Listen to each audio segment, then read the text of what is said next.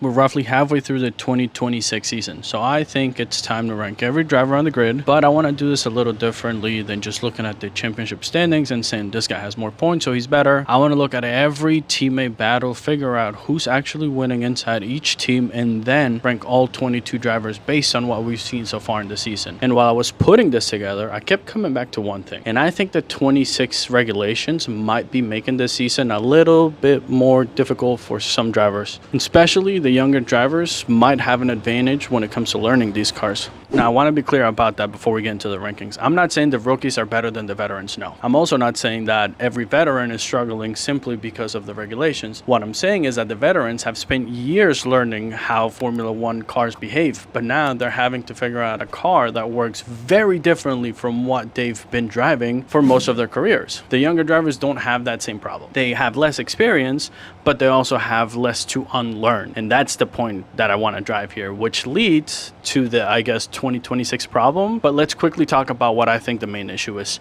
Think about the drivers and what they're being asked to do. For years, the engine regulations were basically the same. Obviously, there were changes in development, but the fundamental idea of the power unit was familiar and similar. Now, the last time we saw any real drastic changes was in 2014 when we went hybrid. But ever since then, it's been pretty much the same building structures. Now we have this huge change where the battery and the engine are playing a much bigger role. The energy management is completely different, and the drivers are having to learn things that honestly go against what you would normally think would make a Formula One car go faster. The perfect example for me is the stuff we've seen with Mercedes and Red Bull, where drivers were lifting off at the finish line. I'm a hardcore F1 fan, and even I had to sit there and think, you're telling me that lifting off at the finish line makes it go faster? That's how weird some of these changes are. And honestly, to me, that one still doesn't make sense to me. I don't know about you guys. And that's the kind of thing that the veterans have to get used to. So they get in the car and they learn that's how this car works. Whereas the veterans have to think, okay, this is how this car works now. I have to stop doing what I was doing last year and then learn this new thing. And while this may not be a significant advantage, there are advantages to being a rookie. The easiest way to see it is by looking at the teammate battles. So let's go through every team and figure out who's winning each battle, and then we'll see where everybody lands at the end. I'm going to be ranking them on their qualifying and race performance, and we are going to be taking DNS and DNFs into consideration here. Some of the battles are going to be much more interesting than others. Some are going to give us evidence for the rookie argument, and some are going to give us evidence for the vet. And some of them are going to have absolutely nothing to do with the argument, and that's okay. I'm not trying to force the point here on every single battle. I'm trying to see whether the point actually holds up. Start things off with Cadillac, and honestly, these two are pretty close. On the qualifying pace, it's 6-5 with Sergio taking the lead, and on race pace, it's 6-3 with Sergio also taking the lead. They both have had 4 retirements. However, I'm gonna give this one to Bottas. I'm sure I'm gonna get some hate for this, but the only reason why I'm picking Valtteri as the winner here is just based off of experience, the way he behaves, and the quali pace. And I honestly think that Bottas has just been plagued with more bad luck than Sergio this season, or at least that's how I feel. But even that sounds like a bit of a cop-out because they're both honestly really good. I just think that Valtteri has had more bad luck during race days than Sergio. That's the only reason why I'm picking Valtteri here. Now moving on to Aston Martin, this was honestly comical. On qualifying pace, you got Fernando with 9 and Stroll with 2, and then on race pace, you got 6-2. Fernando taking the win. Both of them share 6 DNFs/DNS. I mean, come on, Fernando takes this one all the way. He's twice the age of Lance, and he's only done better than him in 2 instances. Obvious winner here is Fernando. And moving on to Williams, you got Carlos and Alex qualifying 9-2 with Carlos taking the win, and then on race pace 6-5 with Carlos also taking the win. I'm gonna give this win to Carlos, even though they're pretty even when it comes to their actual race pace. I'm sure that if there were a total of 12 races, their head-to-head would be even. You can see how often Carlos is able to extract more from that car in qualifying. Carlos is winning 9-2 there, and I think quali pace might be a little bit more important than race pace because you're more likely to get unlucky during a race in qualifying. Now moving on to Audi, pretty even head-to-head. You got Gabi versus Nico. On qualifying pace, Nico takes a win 6-5.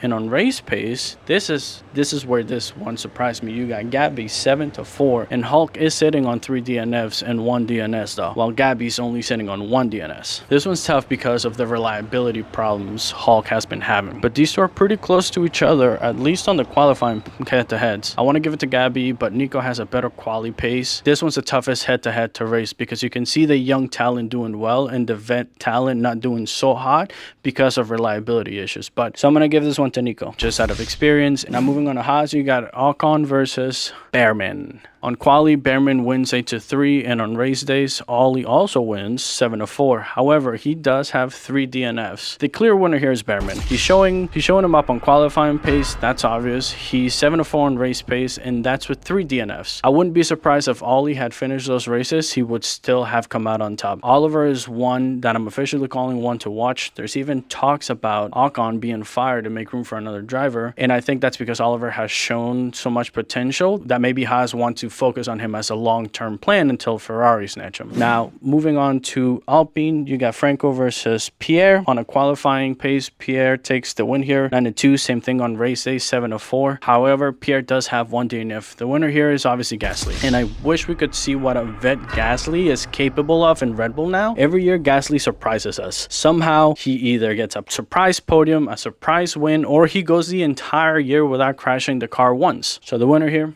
Gasly. Now moving on to racing bulls, you got Arvid Lindblad versus Liam Lawson. Qualifying pace is pretty even, but Liam is winning on a 6-5. And then you've got the race pace, Liam also winning 8-3. Both of them sharing 1 DNS/DNF. Arvid is someone I'm putting on the watch list here, but the winner here between these two is Liam, which was expected. However, I don't think he took it by a mile. Arvid's quality pace is phenomenal for a rookie vet pairing. So for now, I'm saying Liam is the winner of this battle, but I'm sure that by the end of the season, Arvid will be above him. Liam wins this battle, but he doesn't win the war.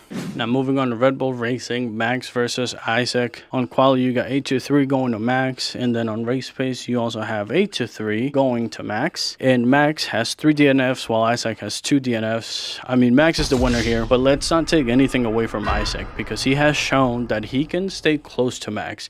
Even though Max is 8-2 on both head-to-heads, Isack has been right on him the whole time, outside of the days when he has just bad luck. We're finally seeing both Red Bulls score consistent points, so he broke the second seat curse. Max wins here, obviously, but Isack is on the watch list too. Now moving on to the big hitters, McLaren, Lando versus Oscar. Lando winning the quali head-to-head with a 7-4. However, on race pace, they're even, 5-5. Oscar has 1 DNF, 1 DNS, and Lando has also 1 DNF. The winner here is Norris, and that's simply for the quali head-to-head. Honestly, I don't know what happened to Oscar. I plan on making a video on this, but Piastri has only been in F1 for 3 years, maybe 4, but every year he does really well in comparison to his previous year. This is the first time we're seeing Oscar struggle, but on the head-to-head, Lando takes it, but not by much. Now, big hitters. Ferrari, Lewis Hamilton and Charles Leclerc. On quali pace, it's 5-6. Charles takes the win. And then on the race pace, it's 6-5 with Lewis taking the win. These guys are flat out tied. So I'm going to give it to Lewis because of where he is on the standings. But this driver pairing is so solid. All they need is a car and they'll be able to get back to the 2000 golden era. Now moving on to the final team, Mercedes, George versus Kimi. Kimi is completely winning the head-to-head on quali, 7-4. And he is also winning the race pace, 7-4. However, George does have 2 DNFs and Kimi has 1. I mean, the winner here is Kimi, duh. But really though, Kimi has been outstanding this year compared to what we saw last year. And he could repeat what Lewis Hamilton did, which is win his first title during his 2nd year in F1. And if that does happen, then holy crap, that story is phenomenal and I want to tell it. Now this rookie class, there's one thing that really stood out to me while doing these rankings. The amount of young talent coming into F1 right now is ridiculous. I'm not saying every single one of the drivers is going to become a world champion one day. No. But when I look at this group, I see a lot of drivers who have a legitimate chance of becoming the face of the sport. Unlike the last class of rookies, we all knew Latifi wasn't going to be a world champion, but I can look at any rookie right now and say I don't necessarily see a weak link in this class. Mind you, the last rookie class is the one that gave us Lando, Charles, Max, and all of them Gasly, but they also gave us Nikita Mazepin and Mick Schumacher and all of those drivers who Nick DeVries, who we all thought were going to be amazing, but turned out that they were just not meant for this racing category because they're doing great in the WEC. So after looking at every team battle, this is where I've landed. I'm sure that there's going to be a lot of questions here. There's at least 3 rankings here that I expect people to disagree with. Number 1, George on 5th. I was going to put him lower.